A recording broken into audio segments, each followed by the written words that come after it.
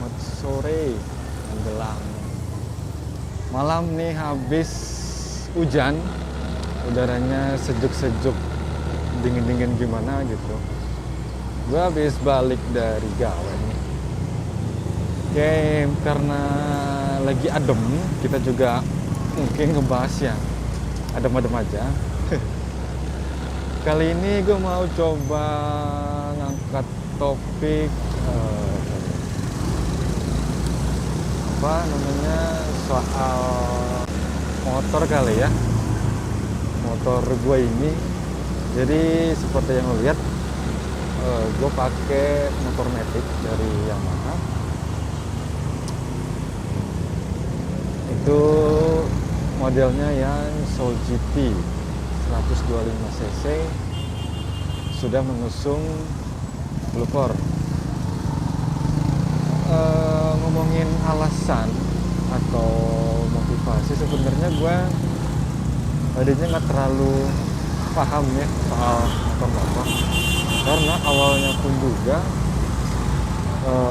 gue tadinya mau nyari motor, yaitu motor 125 cc dari Honda, yaitu Vario. Wow, kayaknya macet di teman-teman ya. Sorry, kita kejebak macet, saudara-saudara. Oke, lanjut. Jadi tadinya gue memilih Honda Vario yang baru nih, yang sudah berkeliaran, karena pertama kali gue lihat dari headlampnya yang futuristik gitu, yang oke lah dibanding generasi sebelumnya. Nah sekarang gue coba cari motor yang memang di range harga yang buat gue masih terjangkau, nggak mahal nggak murah, terjangkau lah buat gue. Dan lagi ininya bodinya atau secara keseluruhan desainnya tuh gue suka. Nah nggak lama dari munculnya iklan Vario itu, Yamaha mengekor gitu loh. Bukan mengekor sih, maksudnya menyusul mengeluarkan iklan dari Soul GT Blue Core. Dan lagi-lagi pandangan pertama gue langsung tertuju kepada headlamp. Jadi ketika ngelihat headlamp motor ini, gue ngerasa kayak ngelihat robot transformer gitu teman-teman, ya kan? Dia ada tiga lampu, 3 bohlam ditempatkan jadi satu, terus lampu sennya itu dipisah dan naruh di body, jadi nggak sejajar sama headlamp. Itu yang pertama yang bikin gue jadi pindah aliran gitu kan. Karena dulu sebelumnya sih gue pakai Yamaha juga, pakai Yamaha untuk Matic juga, tapi Maticnya itu Mio Sporty tahun 2007. Sampai akhirnya gantilah motor yang sekarang ini gitu. Berikutnya kalau soal lampu udah oke. Terus gue ngeliat, ya gue mulailah browsing, cari-cari gitu ya.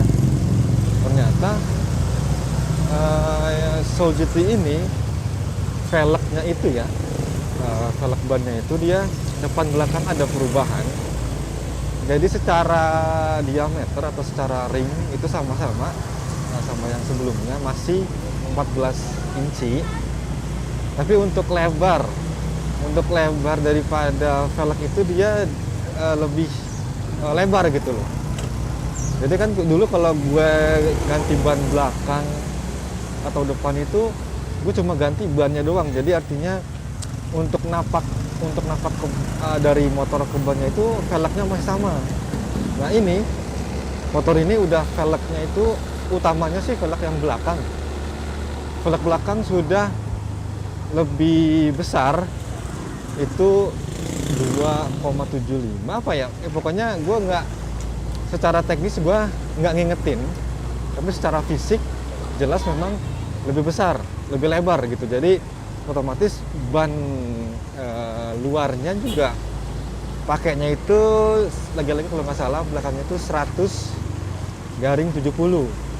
Jadi lebarnya itu kurang lebih 100 tingginya 70. Ya kalau gue perhatiin sih sebetulnya kalau yang lama dia itu pakai ban pabrikan itu 90 80 apa ya. Jadi kayak di motor ini lebih dilebarin tapi tingginya dikurangin gitu. Jadi kelihatan lebih lebar ininya bannya. Jadi maksud gue dibanding dengan motor yang sejenis gitu ya, dia punya velg lebih lebar, di mana kalau gue bandingin secara fitur gue nggak butuh amat cc gede, karena gue lebih milih stabilitas daripada ininya sih, stabilitas berkendara. Jadi saat itu gue pikir dengan adanya velg yang lebih lebar otomatis bisa mencekram jalan gitu kan, aspal lebih baik, itu prinsip gue. Jadi akhirnya gue milih Soul GT Blue Core. Kalau untuk Blue Core-nya sendiri gue rasa nggak irit-irit amat di motor, nggak irit-irit amat. Jadi apa ya, dibilang irit enggak, dibilang boros juga enggak, karena kayak gue ya bilang di video sebelumnya, gue pakai di motor cuman untuk pulang pergi kerja selama 5 hari, dan kebetulan nih hari Jumat. Nah, lo bisa lihat bar bensin di sini ya, tapi ini masih setengah karena gue kemarin sempat nggak masuk kerja 1 hari, jadi gue cuma 4 hari. Nah, idealnya kalau gue biasanya itu cuma ngisi seminggu sekali untuk 5 hari dengan jarak pulang pergi 12-13 kilo lah gitu loh. Jadi nggak tahu ya apa memang ini bisa dibilang irit atau enggak untuk ukuran matic. Oke, nah selain itu tadinya gue juga ngelirik X-Ride gitu ya. X-Ride dari lebar ban juga sama, kayaknya sih lebar ban sama ya. Lebar ban, lebar velg dia sebetulnya nyaplok aja dari X-Ride. Cuma yang bikin gua mundur atau enggak jadi ngambil itu X-Ride dia karena lampunya, bro. Lampunya itu dia masih kuning.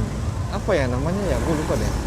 Pokoknya masih lampu-lampu kuning deh. Nah, kalau yang di Soul GT ini udah LED. Ya kan udah LED, otomatis tau gue juga itu akinya lebih irit gitu. Nah, terbukti nih motor ini gue pakai udah jalan 2 tahun ya, jalan 2 tahun dikit lagi 2 tahun. Belum pernah ada masalah, belum pernah ada kendala, baik mesin atau kelistrikan. Jadi paling cuman gara-gara ban bocor aja, karena nih ban pabrikan ngasihnya yang tipe ban dalam, bukan yang model tubeless. Jadi sempat 2 kali, selama ini cuma 2 kali nambel ban belakang, nggak tahu kenapa. Nah, bicara soal tadi kelistrikan, dia awet nih bro. Jadi selama 2 tahun ini gue nggak pernah ganti lampu-lampu. Jadi baik sen, lampu rem, semua masih aman, semua masih lancar. Jadi kalau memang gue perhatiin dan gue rasa dia suhunya lebih adem, lebih rendah. Jadi pernah iseng gue ngebandingin motor yang pakai lampu kuning dengan lampu LED, suhunya lebih tinggi yang pakai lampu kuning. Ini yang terang ini dia lebih rendah gitu. Jadi beruntung gue udah mikir ke arah sana, artinya karena gue punya pengalaman sama Mio Cargo yang lalu itu paling 6 bulan sekali itu ganti aki, itu tekor. Gue nggak tahu apa sebabnya, gue nggak tahu sumpah. Jadi sering banget ganti aki, dari aki kering dari aki basah gue ganti ke aki kering, sama juga 6 bulan, yang paling lama 7 bulan ya kan. Nah, ini gue udah pakai 2 tahun ini, dari aki, lampu, klakson masih oke. Jadi jelas gue ngerasa nggak percuma dan nggak sia-sia gue ambil motor ini, karena tadi udah gue perhitungkan gitu loh, udah gue pecah-pecah juga untuk konsumsi daya LED ini memang lebih rendah. Ya kenapa nggak gue ambil aja? Jadi gue lebih mikir daripada gue ambil X-Rite tadi, udah gue ambil yang Soul GT aja. Toh dari body juga nggak jelek-jelek amat, gue lebih suka ini karena kalau yang X-Rite itu kan ya konsepnya trail ya, motor trail gitu ya. Dan satu lagi mungkin yang jadi perdebatan itu soal shock breaker. Banyak yang bilang ya, shock di Soul GT ini keras gitu, keras dibanding dengan shocknya X-Rite. Jelas katanya lebih empuk, lebih enak shocknya X-Rite. Kalau gue pribadi, gue nggak tahu nih ukuran orang itu bilang empuk atau keras gimana. Gue nggak tahu standarnya apa. Cuma jelas kalau memang ini shocknya keras ya harus gue akuin memang sedikit nggak banyak, jadi memang keras gitu. Nah itu membantu gue ya, membantu gue saat istri gue tuh hamil, dimana hamil itu gue mesti bawa dia ke dokter, ke klinik. Artinya dengan motor ini nggak terlalu berasa gitu karena shock yang keras tadi gitu. Coba bayangin kalau memang shocknya yang membel gitu, yang empuk, dia pasti akan apa ya, terganggu banget gitu kan ya, karena harus apa nyundul polisi tidur mungkin yang ombel gitu. Nah itu yang alasan-alasan yang gue apa ya bikin gue tuh akhirnya ya ngerasa pas lah gue pakai motor ini gitu. Ya tinggal syarat teman-teman sekalian ngerawatnya aja gitu, jangan beli doang tapi nggak dirawat gitu. Mungkin untuk next video, next motovlog berikutnya, mungkin gue akan coba membahas atau membicarakan apa sih yang harus lo perhatikan atau gimana sih perawatan untuk motor lo gitu. Jadi yang punya motor ini gue harap sih dijaga aja, dirawat, dijaga, karena buat gue cukup untuk city street ya, untuk stop and go di Jakarta ya capek karena kita mengendarai di motor gitu kan, kerasa capeknya gitu. Dan tapi untungnya dia joknya sudah lebar, bannya sudah lebar, jadi bermanuver kalau gue bilang sih nggak terlalu menyulitkan ya. Jadi bisa lah masuk apa istilahnya kalau orang motovlogger tuh apa ya, filtering gitu ya, mau cornering, mau filtering, it's okay. Jadi buat gue nih sementara untuk gue dulu ya tadi mau ngomongin harga gue dapet 15 juta cash ya, 15 cash, karena tadinya 2 tahun lalu itu harganya 15,3 atau 4. Ya gue nego aja sama yang jual, dikasih diskon jadi 15 juta lah pokoknya tuh. Ya gue nggak tahu nih apa memang itu harga udah murah atau tetap hitungannya masih mahal gitu. Bagi yang memang kebetulan lagi cari motor atau yang ini punya motor, saran gue sih jaga yang udah punya motor ini, jaga, rawat. Yang lagi nyari, apapun pilihan lo nanti motor itu, carilah yang dari segi-segi kira-kira lo nggak akan makan biaya banyak perawatannya gitu loh. Karena khususnya di CVT ya, CVT gue juga sekali-sekalinya bongkar, jadi bener-bener ini bukan gue nggak ngerawat, tapi satu sisi gini, gue merasa setiap bengkel itu punya masing-masing mekanik punya keahlian dan tangan yang berbeda. Kalau lu sering-sering ganti oli, sering-sering ke, katakanlah sebulan sekali, sering-sering mau servis gitu kan. Dari dulu gue punya lagi-lagi ini prinsip gue, motor itu setiap lo servis itu pasti settingannya ganti-ganti, settingan beda-beda.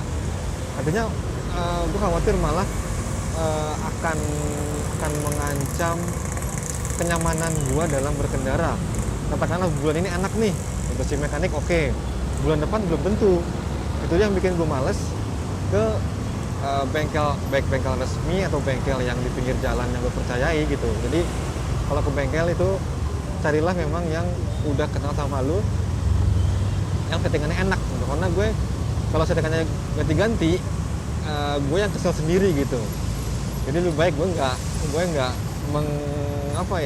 melakukan servis rutin dah, itu aja. Terus tadi CVT ya, CVT ini kan memang yang paling harus lo perhatikan itu CVT, karena gimana pun kalau CVT-nya udah kotor, ininya apa yang ring bukan ring, bearing ya, pokoknya yang ada 6 biji itu peyang, itu pasti gak enak banget motor lo. Apalagi pas tarikan awal tuh gredek-gredek gitu. Terus juga kondisi belt lo perhatiin udah retak atau belum gitu. Terus sama kampas kopling itu gitu-gitu mahal loh harganya.